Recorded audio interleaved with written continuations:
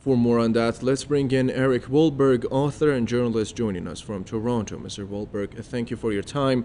When Dr. Araghchi says Washington must regain Tehran's trust, what concrete actions do you think Washington should take? Well, first of all, not attacking Venezuela. This is how any Iranian leader could possibly try to negotiate with Trump when he's like a Wild West outlaw. Basically, he's bombing boats without any proof and killing all the inhabitants, and he's doing the same with now closing the airspace to Venezuela. This is totally outside the bounds of any kind of international relationship except piracy and war. So if he continues with that, then Iran's just got to completely wash its hands of any dealing with the United States. So if the U.S. backs down and stops this wild gyration in its foreign policies, then that would be a good sign. But there's no evidence of this happening. So really, it's Iran's in for a long, slow haul here with trying to survive another 3 years Yes. of Trump. Mr. Wahlberg, please explain that for us and our viewers. What does invading Venezuela have anything to do with U.S. relationship with Iran? Well, it just shows how completely unreliable the U.S. is. It's got no reason to attack Venezuela, but again, Venezuela is rich in oil. Also, the U.S. is threatening to attack Nigeria now on totally false premises there as well. And it just happens that Nigeria is a major oil exporter as well. So Trump really has his eyes on oil everywhere, and he wants to control the governments that have oil. So Iran is definitely one of these governments. So I think that Iran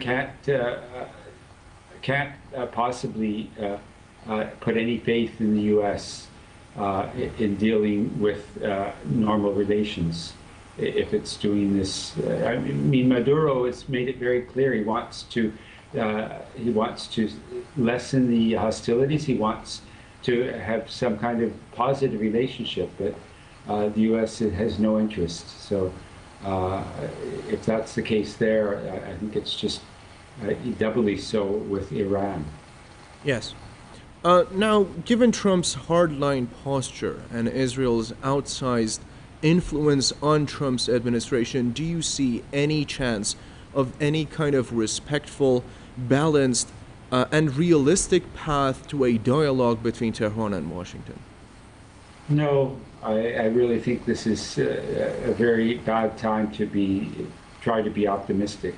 It's interesting that Japan has good relations with Iran, even though they're very different, and Japan is a very close ally of the United States, but it obviously doesn't want this kind of relationship this poisoned relationship with the United States and Iran to continue. So it's good that Iran is promoting good relations with Japan. Japan is also it's never taken a strong line in the Middle East, the West Asia, but it's become more pro-Palestinian since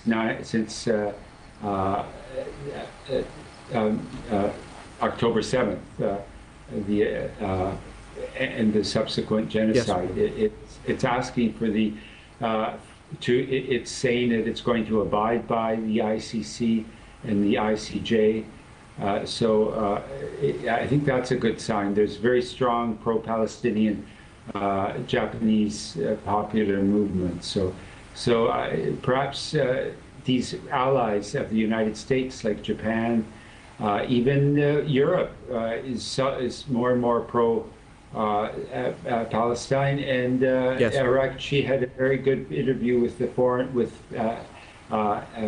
French TV this week, and it was Iran's doing its best to mend bad relations with the West. But really, there's nothing you can do with Trump, so don't hold your breath.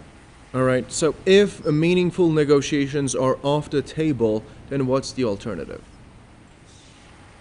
Just to stare down the enemy, and I hope that your defense, Iran's air defense, is strong, and that it will be able to resist. It's quite possible. Israel keeps talking about another attack. It fared very badly the first time, so hopefully this will not happen. But the best thing to do is just to sit and wait and not to provoke the monster in Washington.